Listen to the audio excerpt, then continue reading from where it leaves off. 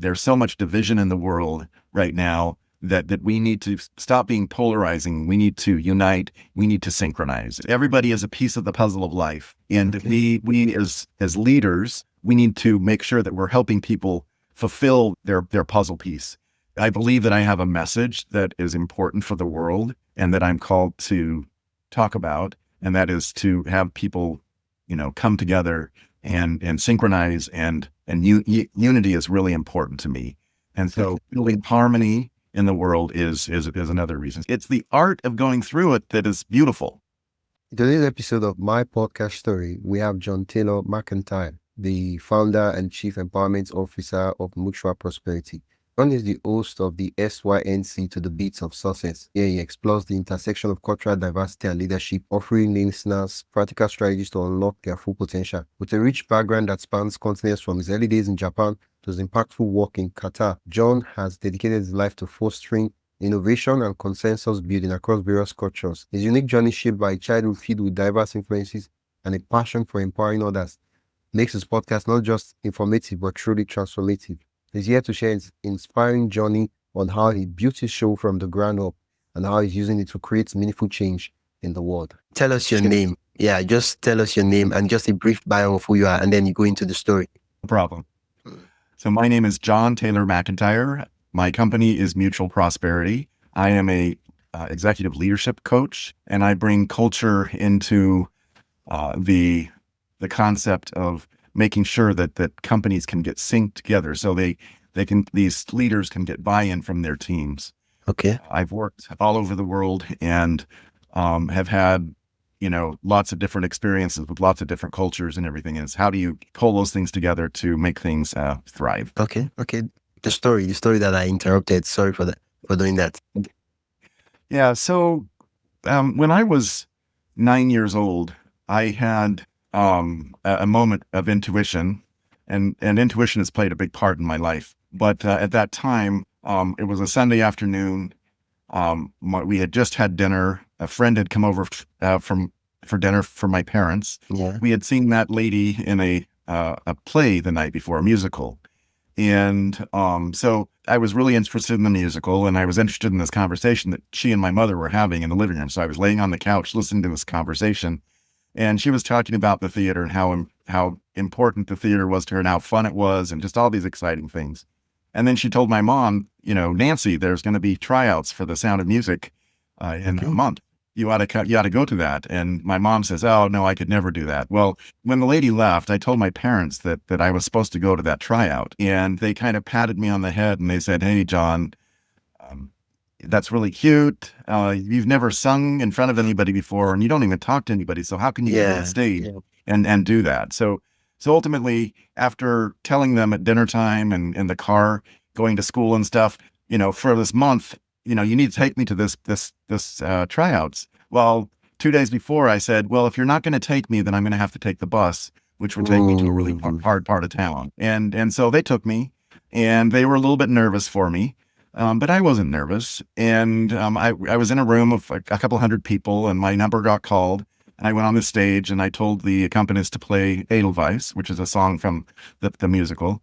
And when I got on the stage, out came this big voice, and that changed the trajectory of my life.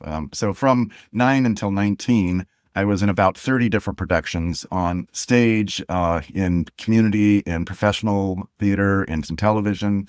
Minor things, and then in dramatic recordings and things like that. So I learned how acting, actually can bring somebody to life.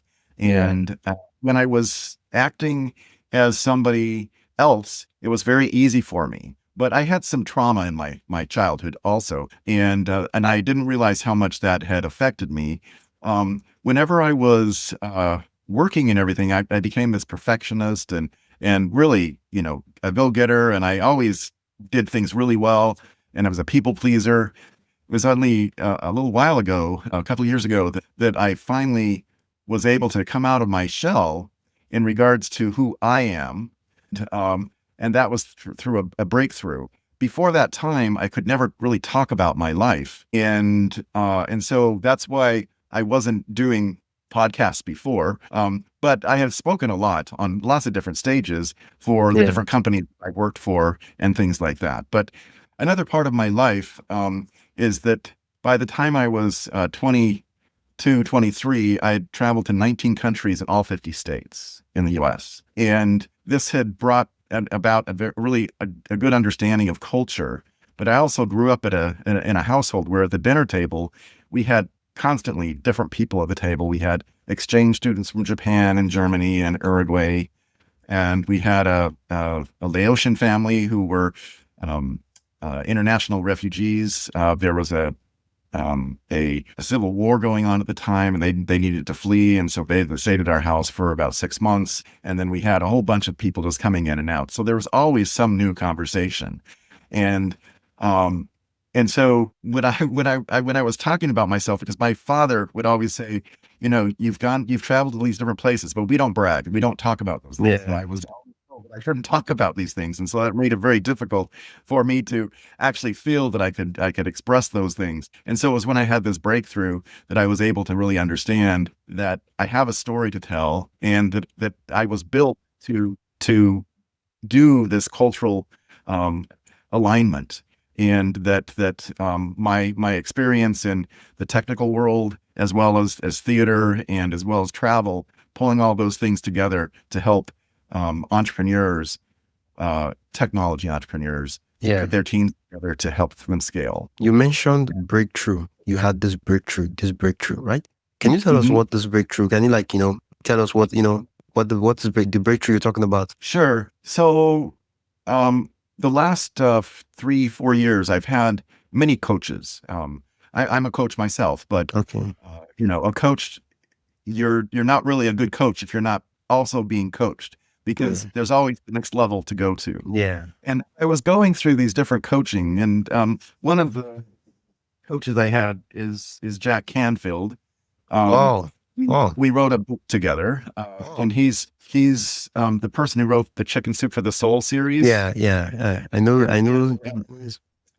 So he's one of my coaches and mentor, and I also I'm a trainer for him for his groups, Yeah. and um uh and so he helped me get through a number of different things. But going from coach to coach, I slowly but surely kind of pulled away, um, you know, these different parts of me that helped me understand. So what what happened was that this one of the latest coaches that I've had, his name is Sajad, and he he's really he's a different coach than I've had before.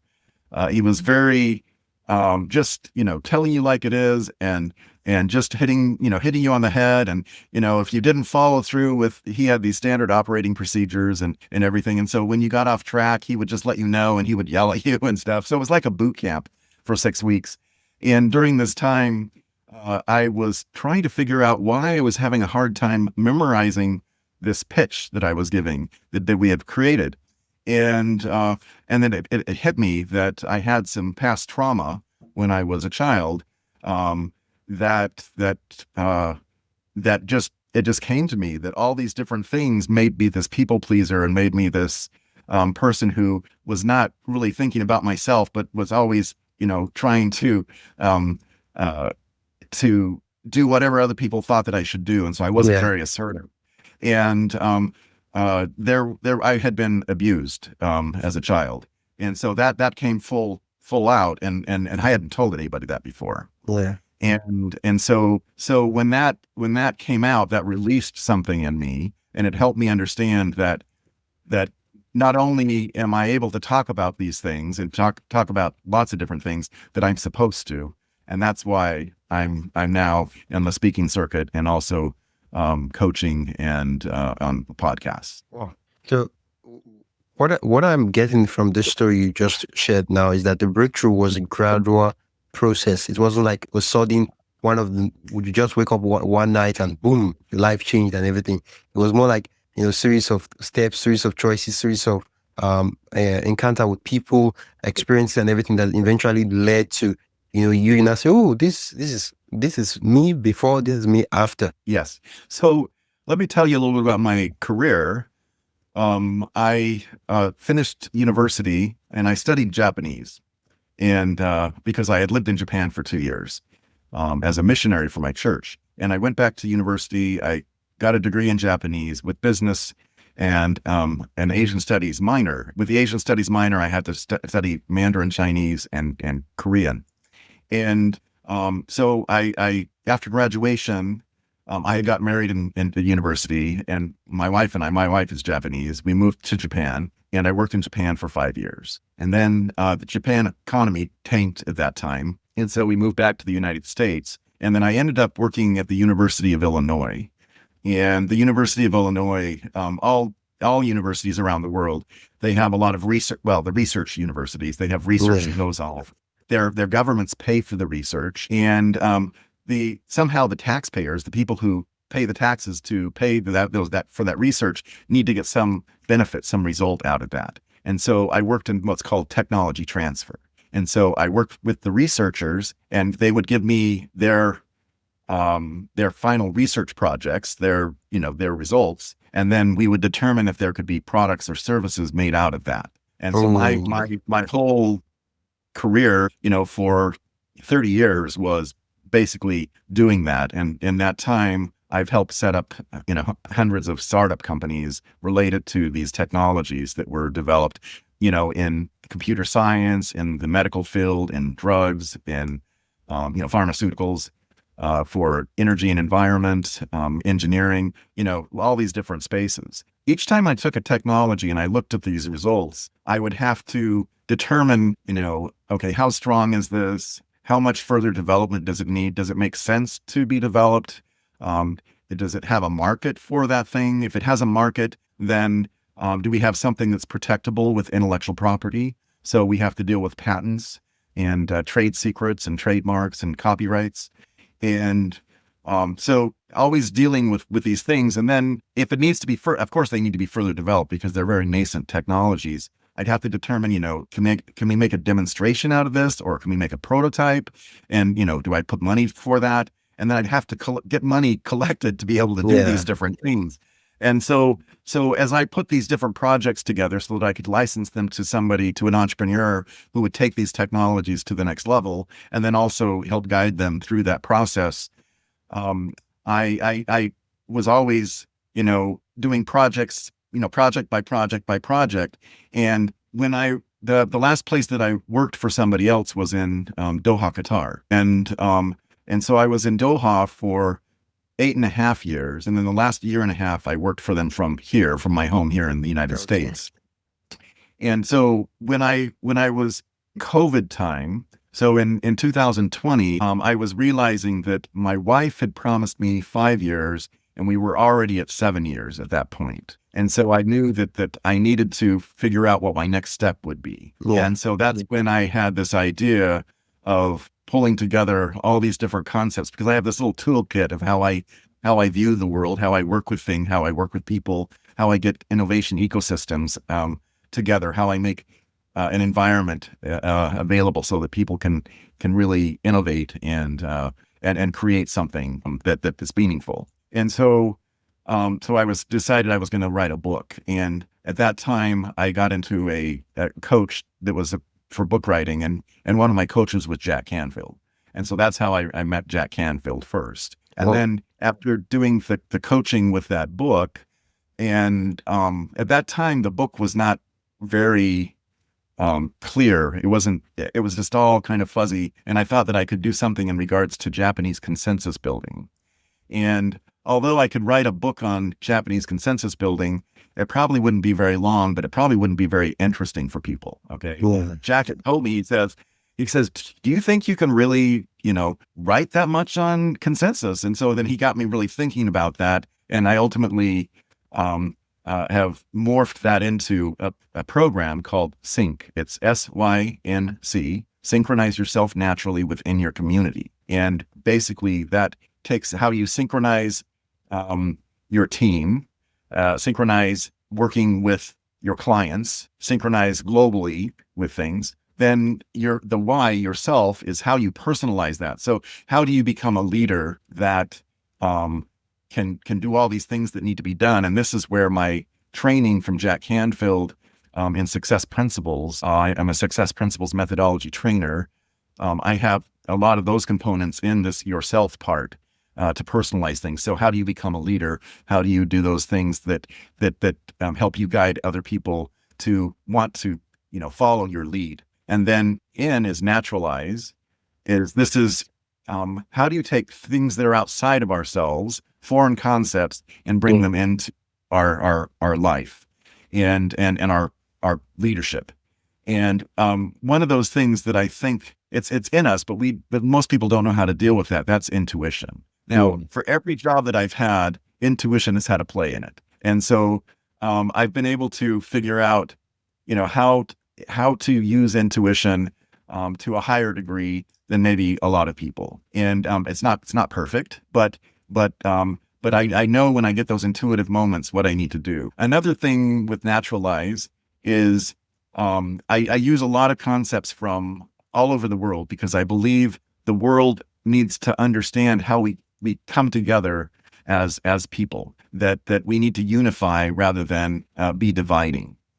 There's so much division in the world right now that we need to stop being polarizing. We need to unite. We need to synchronize is basically what we need to do. Cool. And so one of the aspects that I have a lot of Japanese aspects in here, of course, but from Korea, there's a thing called nunchi, and nunchi is how you read a room. So when you go to a networking meeting or into a boardroom or to a party, how do you fit into that room and how can you make it so you can fit in better?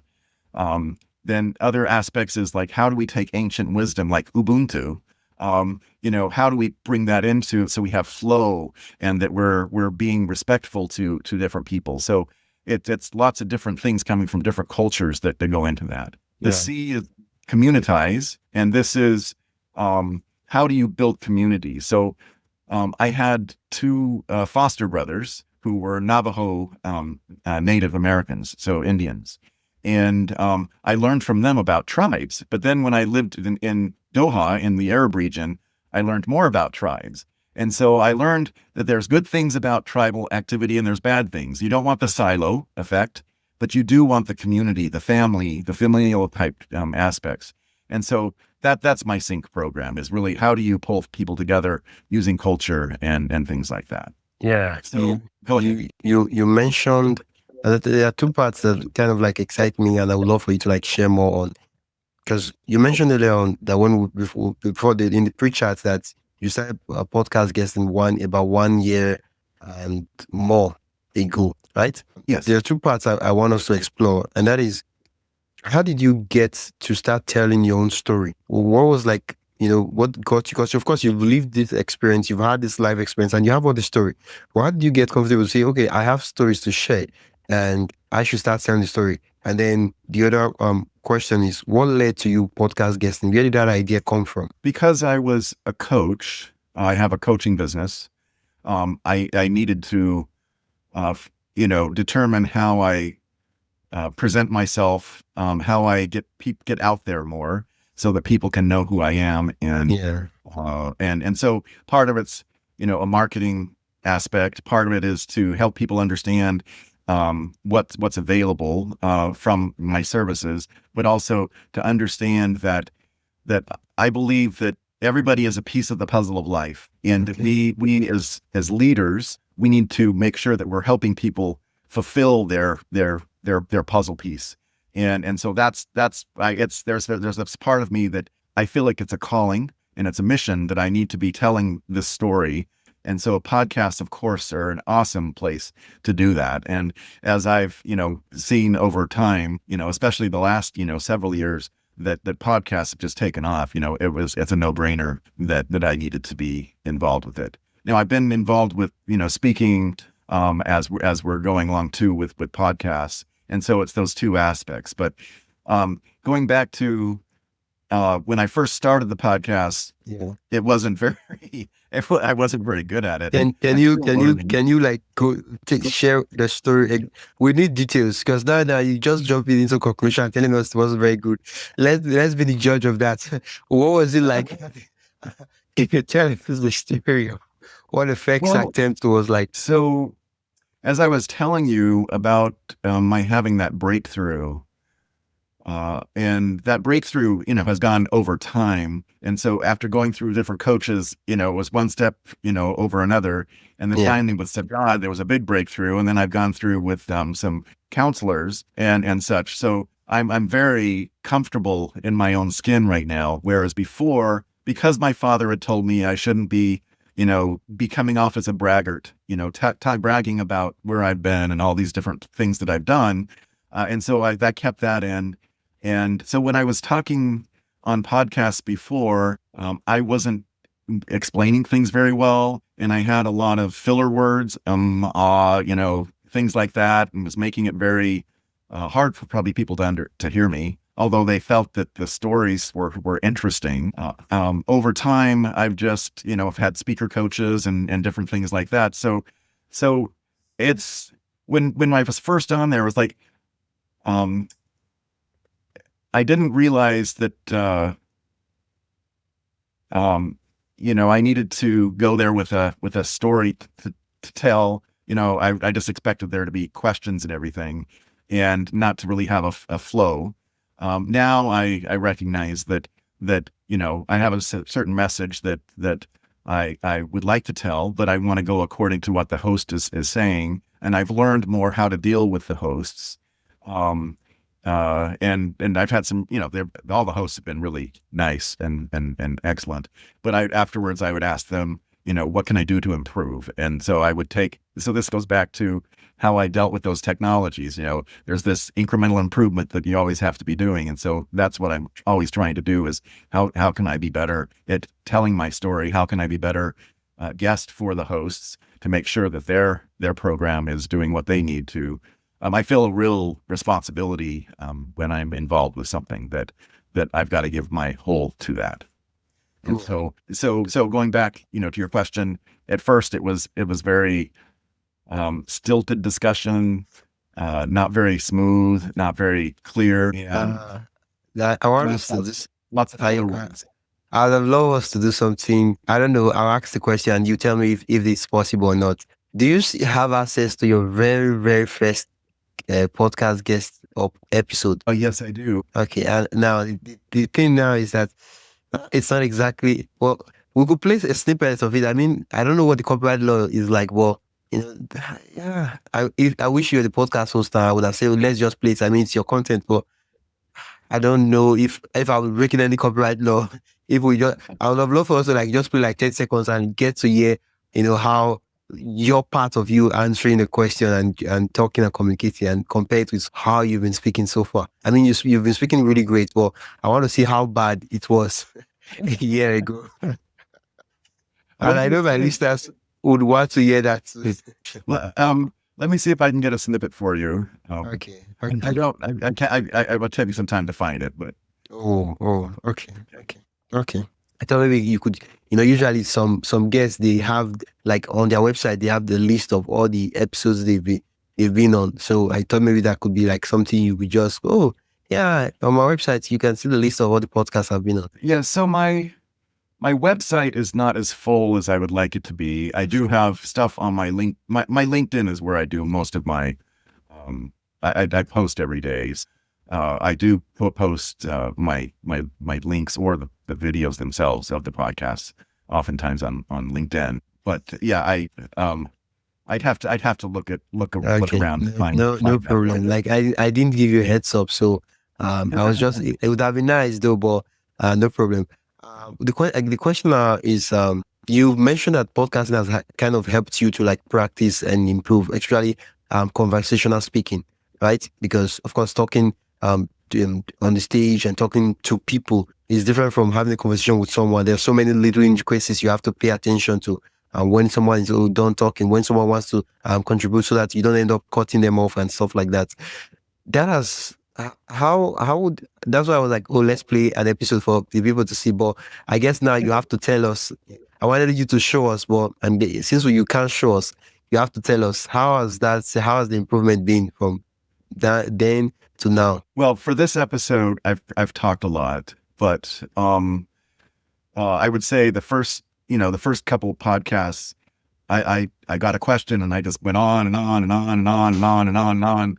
And I don't think it was very, very fun for the host, and I learned through that. But that's the thing. What I think for hosts, when you have people on, and you're awesome, Wisdom. You're very gracious. Thank you.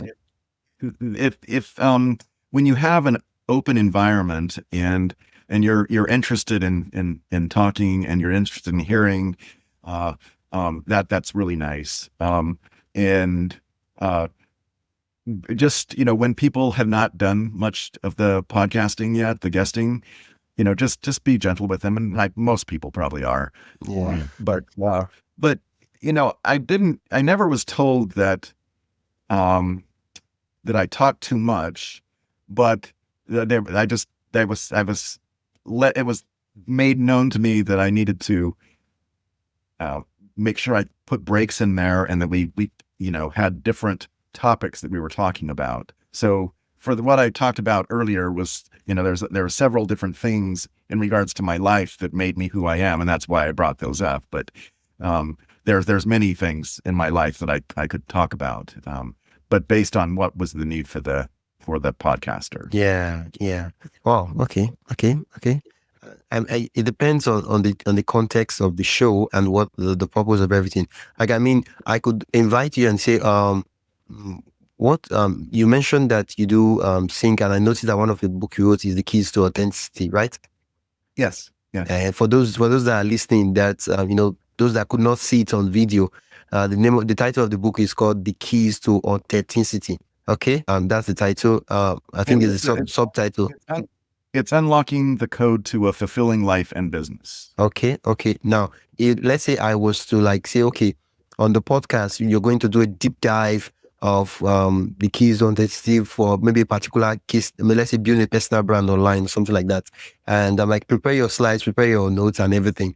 And you're going to give a deep dive, like a class, kind of like a class deep dive for 1 hour. Now it's different because you'll be doing a lot of the talking. So basically, I will then be asking questions like a student that's kind of like, oh, sir, excuse me, sir. What do you mean by that when you say this? But it's just like a lecturer. You'll be doing a lot of the talking, and then once in a while, the students will ask questions. That scenario is different. But when sometimes you might think that, okay, the guest wants to interview you to kind of get you to go deep into something, but you don't know that the show is necessarily a conversational show that they just want to chat with you, and they want to chip in, they want to talk to, but they just don't want to be having to interrupt you and cut you short when you're talking. At the end of the day, most of the hosts, they are polite, so they will just allow you to talk and then hope that you get to a point where you stop. And if you don't, yeah, because I don't know, for me personally, I hate,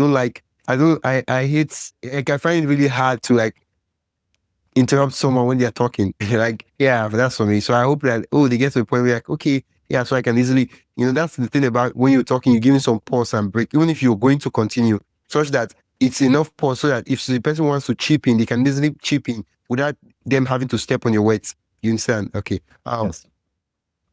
Now that you've been doing this podcast for, I'm guessing, for over a year and 6 months now, what was the original goal you had in mind? Like, I mean, of course, it helped you speak and all that, but what was like the intention? It was to reach.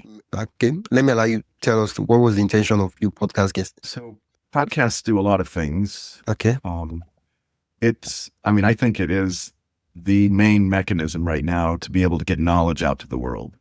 Okay. And I think it's a beautiful venue because it's a discussion between people, and that discussion allows there to be, something that actually helps people connect and understand each other. And then by having those two people connecting in this venue, then other people who are listening are able to understand more about what's going on. Yeah. And then both sides can talk about what's important to them and why that makes sense to talk about. The other thing is that as a coach, an executive leadership coach, I needed to understand how to deal with, marketing my business, getting people to know me, helping people out. The other thing is that on the helping side, I believe that I have a message that is important for the world and that I'm called to talk about, and that is to have people, come together and synchronize, and unity is really important to me. And so building harmony in the world is another reason. So it's those three main reasons. Okay. Now the question now is, how do you measure if your message is reaching a lot of persons? How do you track that? Okay, I mean, if you're doing something, you're supposed to be able to tell that, okay, this thing is working or this thing is not, or I should be focusing on something else. How do you do that? As a podcast host, there are ways I can do it. I'm curious. How do you do it as a podcast guest? So I think at first, as a podcast guest, you don't necessarily need to be picky about where you go and everything. Okay. Having the experience to be able to, practice, as you're performing and you're talking, you're learning the skill. Okay. So that's one thing. I think for my particular purpose, I believe that I'm supposed to help, people throughout the world. And so my desire to be on lots of different types of podcasts is maybe different than other people. And that is because I believe that all these different cultures, if you go to my LinkedIn site, you'll see that I talk about culture all the time. Like just 2 days ago, I had a video on Ubuntu and how that's really important, and on Ikigai from Japan, and these other things. So sorry to interrupt. You had a video. Do you have a YouTube channel? These ones are not on my YouTube channel yet. They will be put on there this week. Okay. Because I just want it to be clear. I do have a YouTube channel. Yes. Okay. What's the name of the YouTube channel, just for people that are curious to check it out? It's John Taylor Mcentire, like what's written. Okay. Your name. Okay. Yeah. Not everybody gets to watch the video. Some persons are listening on Spotify and Apple. So I have to have you say it so that they hear it, and they can get it, so that they don't feel like they are left out from the conversation. Yeah. If people want to find me, they'll look up John Taylor Mcentire, and that's on LinkedIn, Facebook, TikTok, Instagram, and YouTube. Okay. You were saying it gets to practice now. Being on the live shows and getting feedback, it gets to practice. Okay, but what about the two other intentions or purpose for you, podcast guesting? How about those two? So those two, I believe that my message gets out to people who would be utilizing my services, who may be in that tech entrepreneurship world, or a business leader who has a team that maybe is global. They want to be able to coalesce a little bit better. Those are the type of people who I can help. And it doesn't have to be a business necessarily. It could be a not-for-profit organization. The things that I teach are, they're universal. Okay.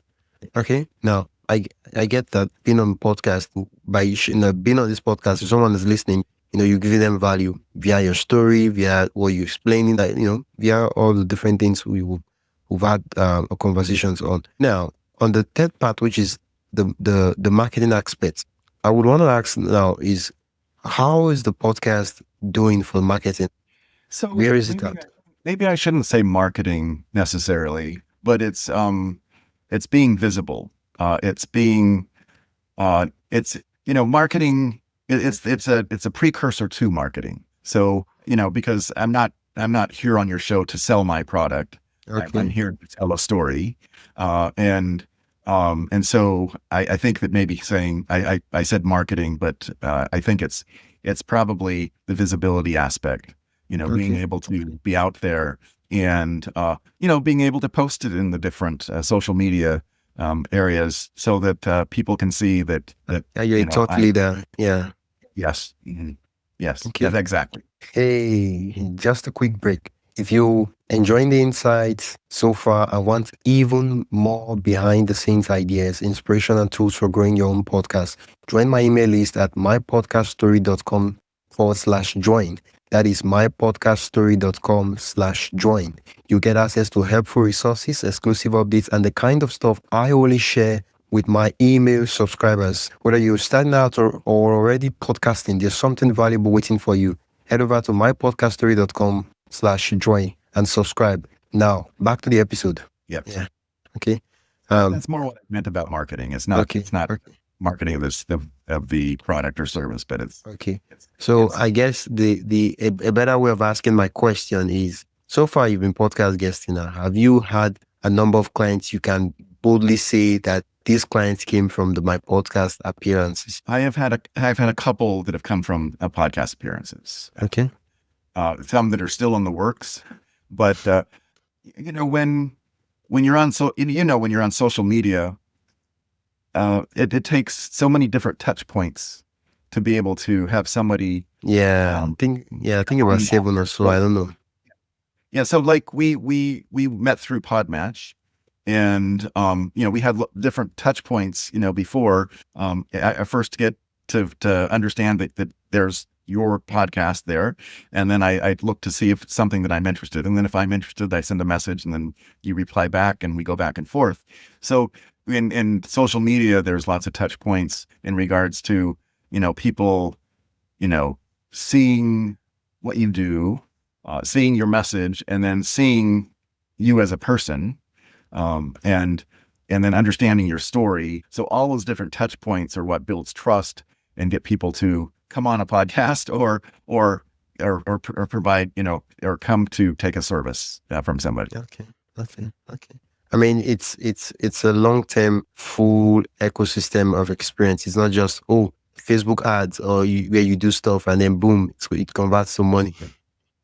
I think that it's really, like I said, I believe I'm on a mission. I believe I'm called to do what I'm doing, and with that, I feel that I need to get my message out there, and you have to use all these different ways, these different sources to get to all the different people, the different variety of people, and such, and they hear things in different ways on different channels, and so it's really important to be able to speak on with those different channels in the way that they LinkedIn is very professional, and then Facebook is very personal.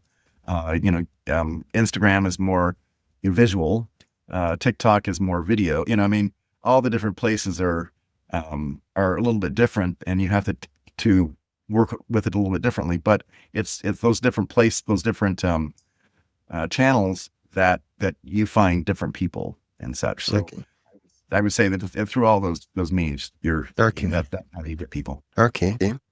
You've been guesting, and I'm guessing over the past 1.5 years that you've been guesting on podcasts, you've been on over 100 podcasts. I'm just guessing. I don't know if I'm right. No. So I was on my first podcast, and personally, and this is before my breakthrough. Personally, I felt a little bit embarrassed by it, and so I took a break for a couple months, and then I went on again, and then I got onto Podmatch, and so I've been on.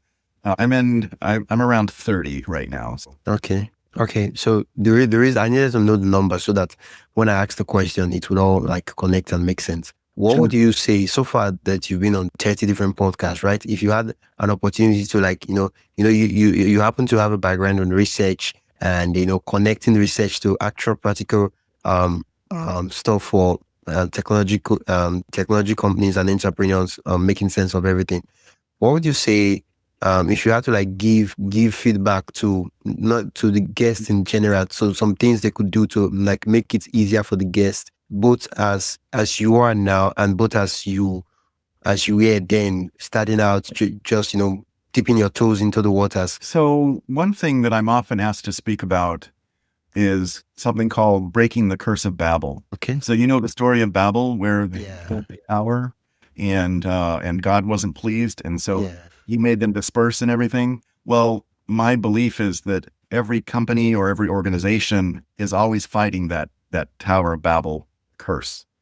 And what I mean by that is that if you have, it could be a tech company, it could be a bank, it could be a grocery store, it could be a podcaster that has a big team. You have all your people. So you have people who do accounting, people who do technical work, people who do marketing, people who do HR. They all speak different languages. They all have different vernacular. They all have different words that mean things to them. And so you may be in a meeting and you have all these different people at the table, and they'll put out this acronym that somebody else doesn't understand. Well, that's Babel at work. That's the curse.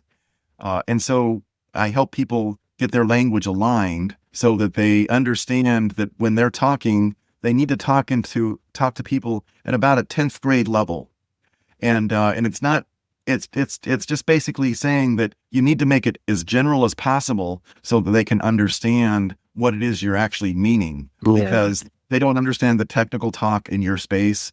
They don't understand the acronyms. They don't understand any of that. You just need to help them understand, more generally what you do and why you're doing it, or what you're bringing up, and then how that works together. So I help these teams through this language alignment matrix. I help them pull things together. So that can be used by anybody. If everybody understands that there's this curse of Babel, and they need to be cognizant, they need to think about what words they're using and how they're talking to people.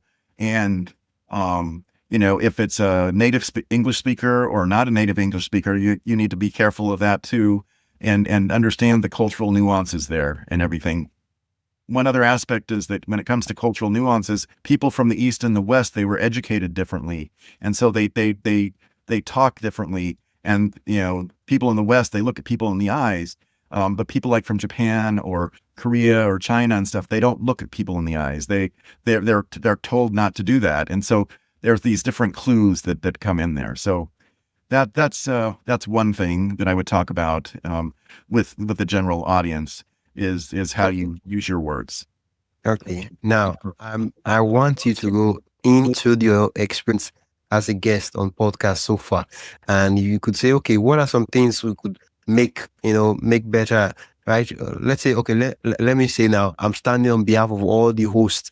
You've been on their podcast, so give us feedback. So, I would say the ones that I felt the very most comfortable with were ones where I received something from the host of talking points that flow that they wanted to talk about. And so several things came from that. First of all, I know that just like you asked that I look at your, I look at some episodes of yours, and I did. It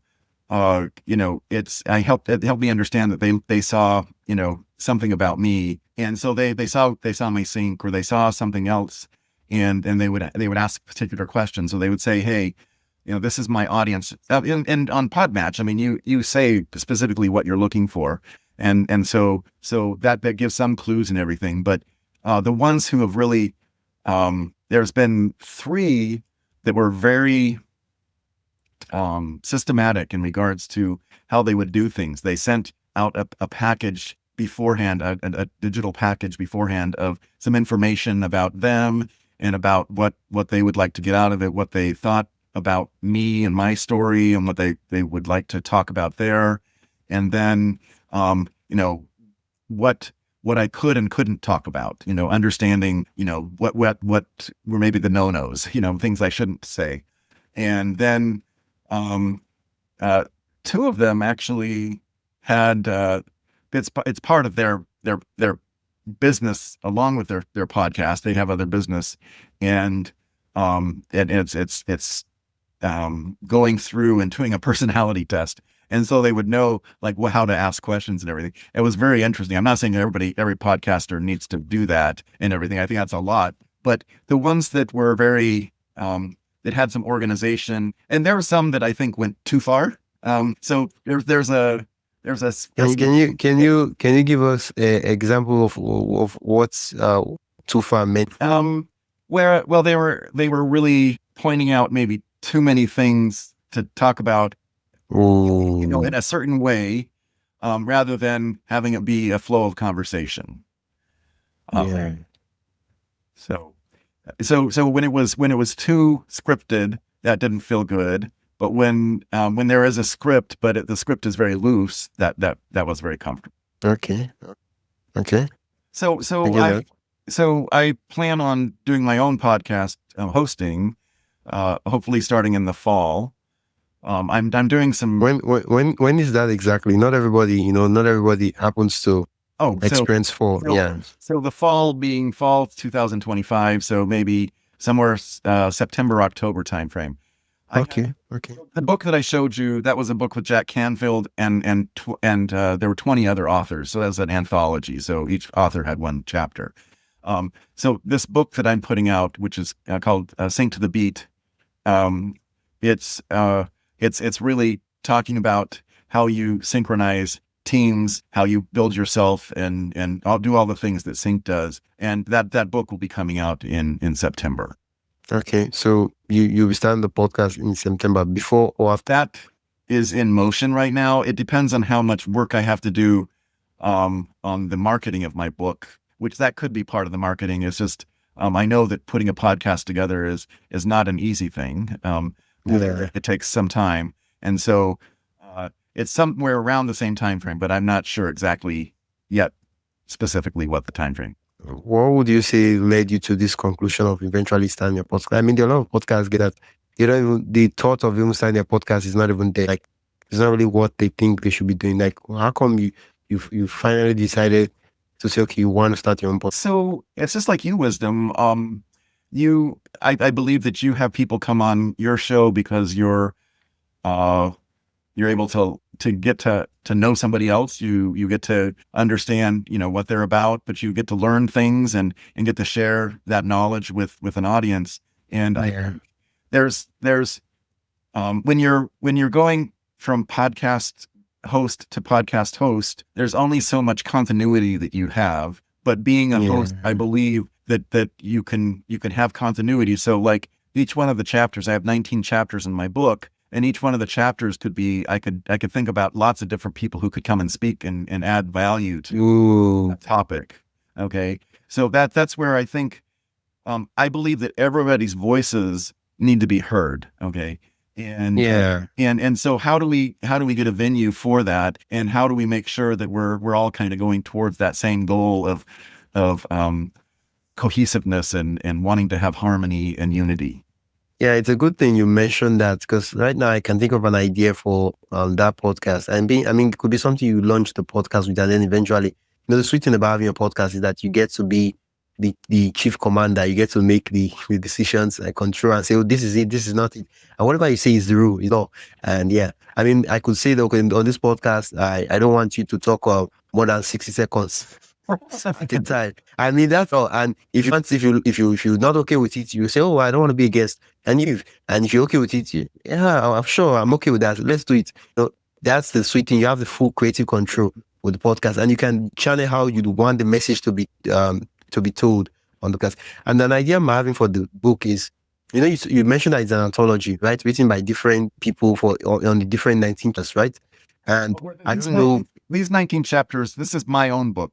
All these 19 chapters are my book. This book that this Sing to Beat that is 19 chapters. That's my 19 chapters. This book here Okay. is an anthology. I could do something where I can have each one of these authors in this book. There's 20 some odd authors in here. I could have each one of these on the podcast and talk about that. That's exactly what I wanted to say. Yeah.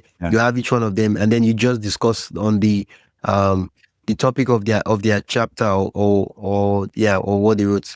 So there's another book I wrote. I have a chapter in, and it's I Quit: How to Lose Your Job and How to Find Your Dream Career. And I talk about how to use intuition to find your job. And so but each one of these people who wrote in this book, there was different things in their career where they had to make changes, or they wanted to make changes, or things were just really difficult, or they felt like they needed to climb up the ladder, but they weren't able to. And so it talks about all those different things. So that could be another podcast topic. Because as I'm looking at the idea now, like you have a wealth of experience. You understand? Or that's the differentiating factor between you and I. Like, I'm just starting out. I'm exploring. I have the lens of a beginner, and that's what differentiates me. You have the wealth of experience. You've been in this for a very long time, and then you also have the. I want to stop you here for just a minute. You have the wisdom of doing the podcast hosting. Okay, so I'm learning from you right now. So go ahead. Sorry, I didn't mean to interrupt you. All right. And then the other thing is, this is the first time I'm meeting you. But I know from the conversation we had so far that you have a whole bunch of network of people that could come on your podcast. And these are not just, guests. These are people that actually they have value to offer, and because you've known them for having a conversation with them, be like chatting with an old time friend and say, "Oh yeah, that stuff you talk about, you wrote that stuff. I remember when you were writing that chapter, you talk about this. What did you mean about this?" And they get to explain all this. So getting guests is already a big deal for you. That's like piece of cake. So what I'm trying to see is I'm trying to identify where the friction is, like the hard work. For everybody it's different, for every pot, for your own pot. You've not started yet, but I'm trying to like look at it from start to. I mean, the idea. So I believe that my podcast would be focusing on culture and Okay. and culture in a lot of different ways. So it's world cultures. It's how you meld cultures together. It's the tech culture and the artist culture. They're different. How do you? Because I've worked in both the arts and the technology side, and how do you? There's value on all sides and the way different people think. It would also be language and communication and how you deal things with that. So the thing about culture, I think there's a definition they gave for culture at that time when we were in primary school. Culture is the way people, the language they speak, the food they eat, the clothes they wear, amongst many other things. So culture itself, that's like a very broad topic. So your podcast could have a conversation on basically anything, because culture is one of those things that cuts across every part of society. sure. So you're absolutely right there. The culture that I'm talking about, though, is how do you make all those things that you talked about are in there, but how do you take the culture of that individual who's that puzzle piece in this world? How do you help them shine? That's how do you Company culture. Yes. So it's their personal culture that is related to the way they grew up and way they were educated and everything, but they're still their own person. Even so, I have, 5 siblings, and then I have 2 foster siblings, and then 2 cousins that lived with us. And so each one of us, even though we were raised in the same house, at some point we all think differently. We all talk differently. Yeah. And so just the culture of the individual is really part of that. And then the culture of the place that they work is part of that. And the culture that they're having to work towards. So if it's a company and they have a product and they're taking it to one market, well, that one market has maybe 1 or 2 cultures in it. But once you go to another market, you have to think of culture in a different way. So culture is very global. It's a very big thing. I mean, you've been thinking about this podcast idea for a really long time. You already know where you want to go to. And of course, that's why starting your podcast is great, because you have full creative control of how you want it to go and the direction you want. And yeah. So the guest is there. And the only part I'm looking at is probably the editing. But then you can structure your podcast in a way that it doesn't require too much. Yeah. So what's interesting, Wisdom, is that so I've been working. I told you that I've been working on my book since really 2020, 21. And I've had different iterations of that book, but in the meantime, I worked on these other books at the same time. Now I finally got my book to a point where it's ready to go to publishing, and this version. There's other things that were too global. They were too much. So I had to tie it down to a certain market. And so now I have that voice, and it's really helped me clarify what S.Y.N.C is all about. And my stories are in there, and I have stories of other companies and other people in there. And so it's added flavor, and it's taken me time to get there. That's another reason why I didn't ever do a podcast before, because I didn't think I have things clear enough to be able to do that. By the time the book is out, I will have that bandwidth to be able to deal with it, as well as because I will have the book away, out of my site. I don't have to do that anymore. But I'll also have the book to use as a resource to go forward, and having these discussions like with you, Wisdom, it's helping me understand more how to tell the story. Yeah. It's a kind of power that it's overwhelming for a lot of person, but itself it's still good because then you have so much freedom. You can basically do whatever you, and yeah. But a lot of people are stuck on what's the right thing. I mean, you can whatever you do, you can make it the right thing, and it will be the right thing. And what you do for your show is not what I would do for my show. And some things you start to say you want to do, and I'm like, don't do that. What's that? That's the thing. I'm quite excited to see the podcast come out, right? So I guess the question I would ask, and I know we'll kind of like stuck on time. What's the bottleneck? What's like the major, like, would you think is the major roadblock when it comes to starting the podcast, or is everything going? So up until December of 2023, I was working for other people. Okay, so I'm working for other companies, and it's been since that time that I've been doing my own business, and I've had to sell things, to figure out exactly what I was doing, and then getting it going, and then doing my coaching, and doing all these things. But it's um, after you. So I worked for the Qatar Foundation for 10 years, and I worked for the Pacific Northwest National Laboratory, which is a Department of Energy laboratory for the United States. I worked for them for 5 years before that. I was at the University of Illinois for 12 and a half years, and I was in Japan for 5 years before that. So all these different places, I was there for quite a while. And, I learned how to, make my mark in those different places and add value. And when you go off and are an entrepreneur, like you're an entrepreneur with your podcast, you have to go through and learn the ropes again. Everything is a new beginning, and so that's why that's one of the reasons why I didn't start it earlier. And the other thing is that I didn't feel like I was ready for it. I looked into it, but it's one of those things where there's a lot to do here, and I really want to make sure that I come out very tight when I do it, and have some type of a message that I want to go, and it's taken me that time to get there. So. Yeah, I guess your experience as a book author is playing on you starting a podcast, right? Yes. As an author, usually the kind of books you write, once you write the book is out and is there, and usually it's not something you want to edit. It's not like a textbook where you have to do revised and edition and stuff like that.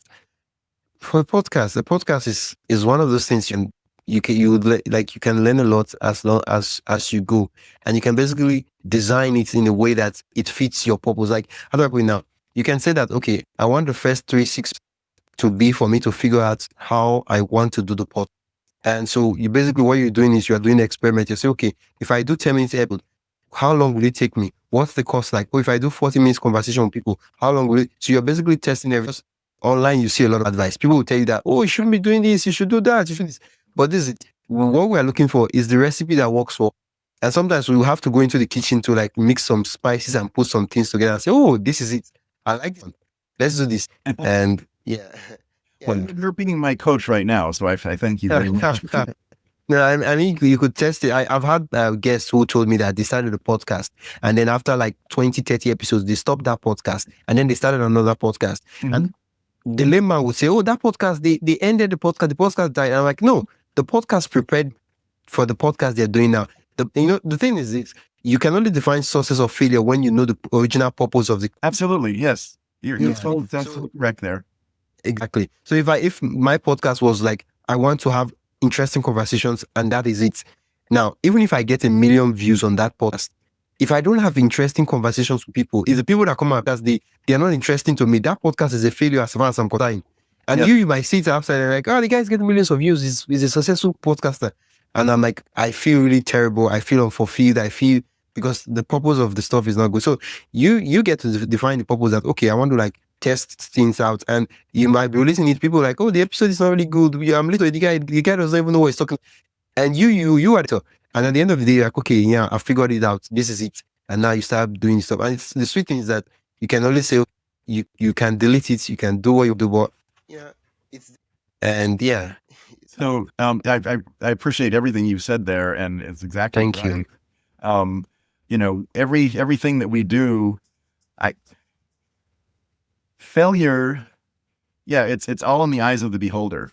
And Yeah, and so, people don't recognize that people who go places, they've had lots of different steps they've gone through, things that maybe exactly. did go really well, but a lot of things that didn't go very well. And it was that incremental steps that actually get you to a point where you can feel successful or feel like you're like you want to have these good conversations, and that's more important than necessarily all the views, because you're Yeah, becoming crazy, so I totally believe that. It's like the the thing I think about the podcast world that's so incredible is that there's so many voices out there that anybody can find what they want to hear. And so exactly. so you don't need to make it for, the general audience or for everybody. It's you'll it's like a garden. You're going to get the butterflies coming to you if you grow a garden. And so if you have your podcast, which is your garden, and you're going to get the butterflies that are interested in your flowers. Now, think of it this way: like you already write books, and this book you're writing, let me just assume that it took you 10 iterations to get to the final version you have now. And I'm just a wide guess, and I know that will probably not be. But yeah, here's the different thing now that with the podcast, that stuff the first draft, the second draft, the third draft, those stuff are all private to you, except you choose to release it to the world, but it's all private. We only get to see the final copy. But with a podcast, you're basically doing the first draft in public, the second draft in public, the third draft in public, the fourth draft in public. And it's a bit strange because it's the final version, the final edit. That's what I get to use. The podcast, after I explain, with a book, it's easy because you can write the book and then get a couple of persons to give feedback. With a podcast, you have to basically record on it, even if it's like you use something. So you can't necessarily have a finished copy of a book in your head. Like you have to do something, you have to write something. Absolutely. Yes. Yeah. Well, it's just So like with this podcast, as you host, and you do a great job hosting, but you don't know exactly how it's going to end out. You don't know what you're going to be talking about completely, and you don't know exactly what the end result will be until you go through it. But it's the art of going through it that is beautiful. yeah, yeah. I've had some incredible ideas from different podcasters. I've saw, oh, I never thought of this way. I've had different ways of, okay, in the context of this conversation, growing your podcast. I've had different, some like unconventional ways. I'm like, wow, that's brilliant. Why didn't come? I didn't think of that.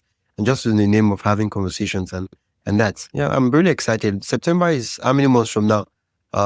May, June, July, August. Oh, that's 4 months from now. Okay. Okay. Hopefully 4 to 5 months from now, we should be having a conversation and seeing how the podcast goes. And then Please, I'd love to stay in touch. If you do maybe launch the podcast earlier than that, please shoot me an email. And yeah, I'd love to have you back on the podcast and see how it. Thank you so much. I would love to do that. Yeah, because everybody I've had on this show, so they've either started their podcast 6 months, 1 year, and yeah, the story is great. But it would be nice to have someone who's just starting out, and we just get to talk and say, "Oh, how's it going now?" Go back to some punching there, Wisdom. No problem. I would gladly no holding back as much as I can help. If there's any roadblock or anything that you feel that okay, maybe this stuff we should have to talk it through or walk through it, please let me know, right? And I'll be glad to do that. I don't know if you have recognized this, but I'm a consummate learner. I'm just always learning. Okay. I love to learn, dabble in new things all the time. And so, but I also know that once I've been able to be involved, like with these different podcasts that I've been on, I've been able to understand, what works well for me as a guest, what works well with the host, and, how I want to do it. And then how are other people doing it? And, what makes the guest feel really comfortable and such. But I'm testing things out. It's not that the podcast, hosting has not been in my mind. It has been in my mind, but I go through these steps. It's like rehearsals when I was in theater. You have to have before you go through it. So yeah. That's wow. Thank you so much. Our time flies. Yes. Well, I hope you got what you wanted from this, and I hope it's useful. phone, I was just talking so far that I forgot that my phone was about to turn off. And it was Oh, like showing me 20 seconds to turn off. oh So wow. the conversation was just still going. I was like, okay, I've connected it to the power bank. So yeah, the call will go on. The final thing I almost forgot. I don't think I've asked you. I've not learned more about what you do and kind of connect with you and check out your work. So that Yes. So the best ways to contact me, if you want to learn more about intuition, or if you want to learn more about the uh, sync program or language such, the way to get a hold of me is through Mutual Prosperity. It's mutualprosperity.com. And but I'm most active right now on LinkedIn, so it's John Taylor McIntyre on LinkedIn. okay. Thank you so much for coming to the podcast. I'm glad I got that part right first. Usually, I always like for the guests to like see their call to actions so that I'm able to close well. Of course, I can also talk.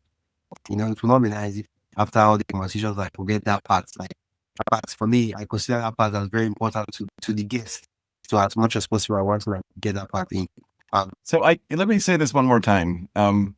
So if something in our conversation resonated, let that be your omen. Whether you're navigating a pivot, scaling across borders with your company, or simply reclaiming your voice as a leader, you're not alone. The Sync method is here to help you move from scattered effort to synchronized momentum. So you can learn more about Sync and our leadership transformation program at mutualprosperity.com, or connect with me directly on LinkedIn. And I'm always open to meaningful conversations that help people lead from the inside out.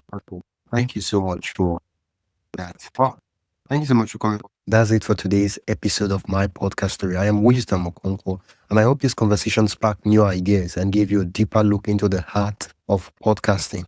If you've loved this episode, consider supporting the show by buying me a coffee at buymeacoffee.com/wisdomhq. Every bit helps keep the stories going. And hey, don't forget to follow, rate, and share this podcast with another podcaster or creator who would find it helpful. Thanks again for listening, and I'll catch you in the next episode.